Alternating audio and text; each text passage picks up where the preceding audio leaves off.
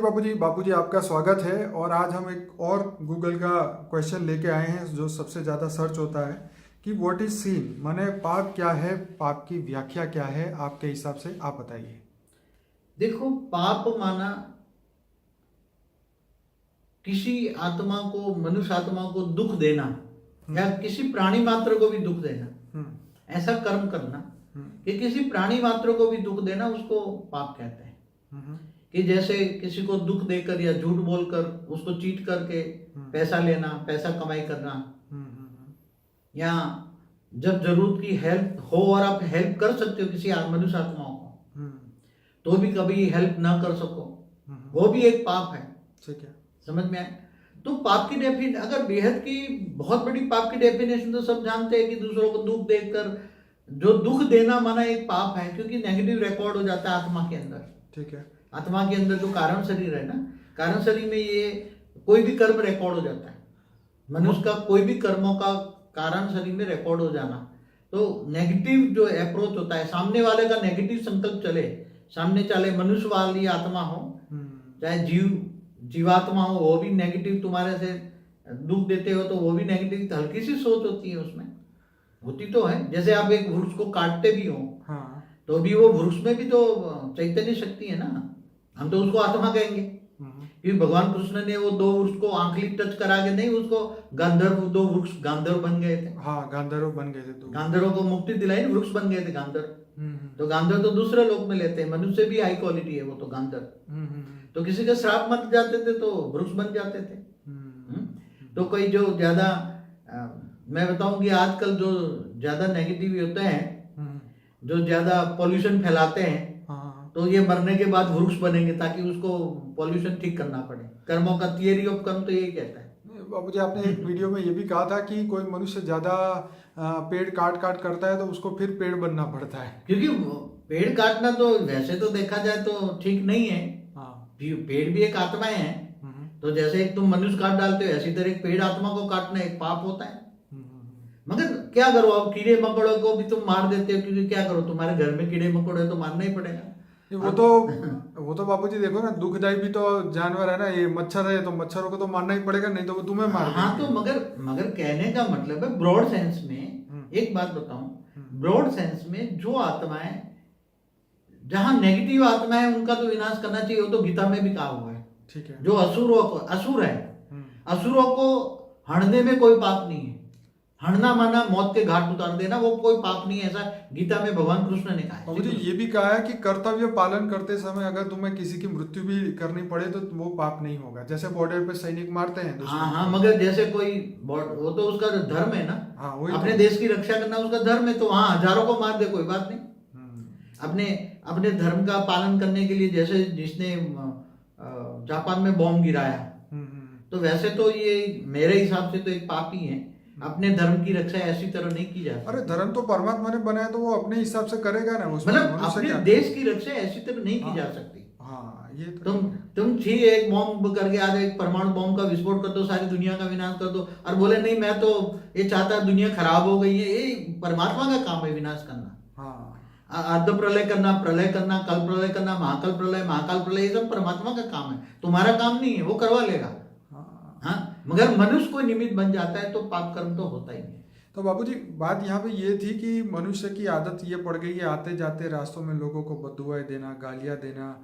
तो ये चीजों की हम बात करेंगे, क्या ये सब चीजें पाप गिनी जाएगी? ये तो मैंने बोला है, परचिंतन पतन की जड़ है, वीडियो बोला हुआ है। जब दूसरों के लिए नेगेटिव सोचती है आत्मा, तो उसका नेगेटिव ओरा ब्लैक ओरा बन जाता है, और उसका संकल्प नेगेटिव वाली आत्माओं को टच होता है, और उसको भी टच होता है, तो उसमें भी नेगेटिव ओरा ही है, वो ऐसी आत्मा ही है। तो उसका ओरा बार बार उसको याद करोगे तो उसको संकल्प तुम्हारा जाएगा, वहां से नेगेटिविटी लाएगा, और तुम और नेगेटिव। तो इसलिए बोला है पर चिंतन, माना दूसरों का चिंतन करना पतन की जड़ है। इसलिए स्वचिंतन करो, मैंने उस वीडियो में बहुत डिटेल में बताया, आप देख लेना। पर चिंतन तो करना चाहिए, याद करना है तो परमात्मा को करो ना तुम। आत्मस्वरूप बन में ऑलमाइटी अथॉरिटी से पावर लो ना तुम, पावर हाउस से कनेक्शन जोड़ो ना, योग करो ना पावर हाउस से। किसी मनुष्य आत्मा को क्यों याद करते हो, क्या मिलेगा उससे? हाँ, तो पाप की डेफिनेशन बहुत बड़ी, बहुत अलग अलग है। आज भी जैसे एक बात बताऊं, कई देश एक दूसरों पर अत्याचार करते हैं, देश दूसरे देश पर अत्याचार करते हैं, और उसी टाइम पर सारे देश का नेगेटिव वाइब्रेशन बनता है और फिर युद्ध होता है। तो ये युद्ध टालने के लिए कोशिश करना, दो युद्धों के जो बड़े बड़े राजा होते हैं उनका भी एक मतलब हमारे अगर जिम्मेदारी है, अगर वो नहीं करते। हाँ, हिस्ट्री खोल के देखें तो राजाओं ने इतने युद्ध किए हैं लाखों अपनी सत्ता बढ़ाने के लिए। तो उन लोगों ने जो युद्ध करवाए, लाखों लोगों को कत्लेआम करवाया अपनी सत्ता को बढ़ाने के लिए, तो ये भी तो बहुत बड़ा पाप होगा ना। तो एक जन्म में राजा जो वाले जो ऐसे राजा, अच्छे राजा भी हुए, बुरे राजा भी हुए। तो जो ऐसे राजा होते हैं वो दूसरे जन्म में राजा से रंक बन जाते हैं और भिखारी बन जाते हैं और ऐसे भिख बन जाते हैं। जितने लोगों को गोलियां तलवारें चलाई है तो उनके गांव पर सूक्ष्म शरीर में छेद हो जाते हैं उसका, और स्थूल शरीर भी ऐसा ही लूला लंगड़ा ही मिलता है उसका अगले जन्मों में। कर्म तो किसी को नहीं छोड़ता, क्योंकि कर्म करोगे, नेगेटिव संकल्प करोगे कि उस राजा ने, उसकी जो प्रजा होती है जिस राज्य पर, तो राजा छीन लेता है राजा ही, तो प्रजा के संकल्प तो चलते हैं ना अल्टीमेट। जो प्रजा है, जो जिस राजा ने पढ़ा लिया, तो संकल्प तो चलते हैं ना अल्टीमेट इन राजाओं के। तो वो थियरी ऑफ कर्म तो किसी को नहीं छोड़ेगा ना। तो पाप कर्म तो है ना, दूसरों के राज पर आक्रमण करना, ये है पाप कर्म है। पहले तो छीना झपटी का ही काम चलता था ना, मतलब एक राजा दूसरे राजा का राज्य ही हड़प कर लेता था, शांति से जीने नहीं देते, जहाँ देखो बस लड़ाई लड़ाई। शांति का तो माहौल शायद उस समय भी नहीं था। तो हम तो देखो ना, द्वापर से ही शांति नहीं है ना। त्रेता में भी राम अवतार लास्ट में हुए, त्रेता के अंत में राम अवतार हुए ना, भगवान राम हुए। तो उसी टाइम पर भी तो राम को भी तो राम ने भी सीता को भेज दिया था ना। एक धोबी के कहने पर वो बेचारे लव कुश का जन्म जंगल में हुआ था, वो वाल्मीकि ऋषि के आश्रम में। बिल्कुल। हाँ, तो उसने भी भेज दिया था ना, राम ने भी। राम को भी जंगल में जाना पड़ा, वनवास भोगना पड़ा, फिर राम को रावण पे युद्ध करना पड़ा। तो ये सब और राजा होके पब्लिक की बात सुनेंगे तो फिर तो यही होगा ना। पब्लिक तो पब्लिक है ना, वो तो अच्छी भी हो सकती है, बुरी भी हो सकती है। तो जो जैसा होगा उस हिसाब से बात करेगा। मगर राजा को इतना बड़ा डिसीजन लेने की क्या जरूरत है? राजाओं को अपनी मन की बुद्धि का लेना चाहिए ना। वही तो, अपने मन को पूछना क्या किसी के कहने से तुम अपनी पत्नी को भेज देंगे जंगल में, और वो भी जब 2 बच्चे देने वाली हो। हाँ, तो मतलब कहने का मतलब है, तो राम के टाइम पर रावण नहीं था, त्रेता के अंत में, और पूरा द्वापर माना 8,64,000 बीत गया, और शिव पंथी और वैष्णव पंथियों की लड़ाई में।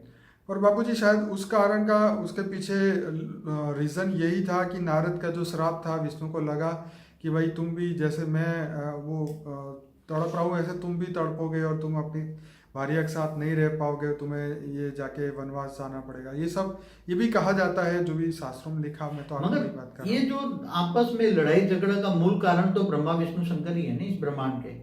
जो ब्रह्मा द्वारा सृजन, विष्णु द्वारा पालना और शंकर द्वारा विनाश, इनका कार्य है, ये तीनों का कार्य है। मगर वो कार्य से अतिरिक्त अपने अपने भक्त अलग थे। तो जैसे भोलेनाथ शंकर कहते हैं, तो शंकर के भक्त आसुरी वृत्ति वाले भूत प्रेत थे, और ये असुर थे, शुक्राचार्य जैसे असुरों के गुरु थे, और देवता वो विष्णु को मानने वाले। तो 2 पंथ संप्रदाय आपस में टकराते हैं, तो टकराना भी एक तो पाप है ना, तो रोकना चाहिए ना। इन देवताओं का क्या काम है, ब्रह्मा विष्णु शंकर का क्या काम है, 3 देवताओं का क्या काम है, ये 3 देवियां भी देखो। तो ये सब ये चलता रहा। पाप किसको कहोगे तुम? हर पल में पाप भरा है, और पाप के नेगेटिव वाइब्रेशन से, नेगेटिव एक्ट से पूरा वायुमंडल नेगेटिव भरा पड़ा है, और नेगेटिव जब श्वास में भी जाता है तो नेगेटिव बन जाता है इंसान। मैंने कई वीडियो में बोला हुआ है। चलिए, मगर इसकी बजाय परिवर्तन का सोचो ना। पाप की डेफिनेशन बहुत हो गया, पुण्य की डेफिनेशन सोचो। पुण्य किसको कहते हैं? सारे विश्व को परिवर्तन करो, ये पुण्य है। ये सही है। ये सबसे अच्छी बात। अब पुण्य की डेफिनेशन देखो, अपने धर्मनाथ जात से परे होकर ऑलमाइटी को ढूंढो ना तुम। हुई तो ऑलमाइटी अथॉरिटी को याद करो, आत्मस्वरूप बनो। पहले तो स्वयं को पहचानो, अपने आप को पहचानो, और आत्मस्वरूप बनो के आत्मा में पावर लो। आत्मा तमो प्रधान बन गई, तो ऑलमाइटी अथॉरिटी को याद करो, और ऑलमाइटी की अथॉरिटी पावर लेकर परम शांति के वाइब्रेशन फैलाओ, और चारों यार परम शांति के वाइब्रेशन फैलाओ। ये पुण्य का काम करो ना। चारों ओर परम शांति हो जाएगी। आत्मस्वरूप में स्थित होकर पावर से परम शांति के वाइब्रेशन फैलाओगे तो लोगों को परम शांति टच होगी। तो लोग शांति के लिए तरस रहे हैं ना अभी। तो परम शांति सोचो को बोलोगे तो परम शांति मिल जाएगी। महामंत्र हमने दिया हुआ है। तो धरती पर पुण्य का काम करो ना अभी। कितने पाप होगा तो आत्मस्वरूप में पावर आएगी। पावर हाउस से कनेक्शन होगा तो पावर हाउस है ऑलमाइटी अथॉरिटी।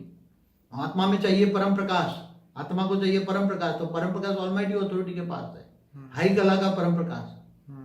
तो उससे कनेक्शन जोड़ो, कनेक्शन माना योग, इसको याद करो, ज्ञान मार्ग में चलो और ज्ञान से आत्मस्वरूप बनकर परमात्मा को याद करते पावर लो और विक्रम विनाश करो और परम शांति का वाइब्रेशन बनाओ, पुण्य का काम होगा, विश्व परिवर्तन करो। मतलब ज्ञान दान महादान जैसे आप ज्ञान दान महादान सबसे बड़ा है ज्ञान दान। और यहाँ तो बेहद का परम महाज्ञान, बेहद का परम महाज्ञान दो और दूसरों को आत्मस्वरूप की अनुभूति का ज्ञान दो और विश्व परिवर्तन के कार्य में केवल अपना संकल्प दो, परम शांति के वाइब्रेशन फैलाओ तो आपको परम शांति मिलेगी, घर परम शांति से भर जाएगा और सबको परम शांति मिलेगी। ये पुण्य का काम करो, सबसे बड़ा यही सबसे बड़ा बेहद का पुण्य का काम है। पुण्य भी अलग अलग कैटेगरी का है ना, जैसे हद के पुण्य का काम करोगे किसी को खिलाना पिलाना, तो ये बेहद का पुण्य का काम है, बेहद का पूरे मल्टीवर्स को बदलने का काम है। ये बहुत बढ़िया बात कही। हमारे एक वीडियो है ना, उसमें परम शांति के वाइब्रेशन फैलाओ तो पूरा मल्टीवर्स तक जाएंगे, जो बेहद की आत्मा होगी। उनकी विधि भी बताइए, योग की विधि भी बताइए। जैसे अभी धरती लोक पे अभी बहुत सारे लोग जो हैं वो अच्छे काम भी करते हैं, गरीबों को खिलाते हैं, उनको पैसे भी देते हैं, ऐसे लोगों की कमी नहीं, पर बहुत अच्छे लोग हैं, लेकिन उनको शायद ये ज्ञान नहीं होता, उनको ये नहीं पता कि अब करना क्या है जीवन में आगे। इसके पर भी वीडियो बोला है कि जो हद के कर्म करो तो हद का फल मिलेगा और बेहद के कर्म करो तो बेहद का फल मिलेगा। चलिए बापूजी, बहुत बढ़िया आपने समझाया और सभी लोगों को फिर से एक बार कि इस वीडियो के एंड में अनस्पोकन ट्रूथ का जो प्लेलिस्ट आएगा वहाँ से शुरुआत करिए, वहाँ से ही आपको जो है हमारे 150 वीडियो की प्लेलिस्ट मिलेगी। इसके बाद for the beginners, interview with Bapuji, और हमारे ऐप का भी लिंक हमारे डिस्क्रिप्शन बॉक्स में दिया है। डिस्क्रिप्शन बॉक्स में और 20 प्लेलिस्ट भी दिए हुए हैं, हमारे कॉन्टैक्ट नंबर भी दिए हुए हैं, जो लोग जुड़ना चाहते हैं उनके लिए हेल्प हो जाएगी। और चैनल को सब्सक्राइब जरूर करिए, लोगों को भी करवाइए, सब्सक्राइब कराइए इस चैनल को, और इस वीडियो के लिंक को व्हाट्सएप के माध्यम से अपने दोस्तों रिलेटिव को सबको भेजिए, ताकि हमारी भी मदद हो और ज्ञान दुनिया तक पहुँचे। बापूजी आपका बहुत धन्यवाद। परम शांति। परम शांति। बेहद की परम शांति सोचो, बोलो परम शांति। Join us daily for our morning live meditation, Monday to Saturday, 5:30 to 6:30 a.m. Join us daily for live meditation, 10 p.m. to 11 p.m. on YouTube Live. Subscribe now. Website www.paramshanti.org. Email us anand@paramshanti.org. Like, share, subscribe. Join today. बेहद की परम शांति।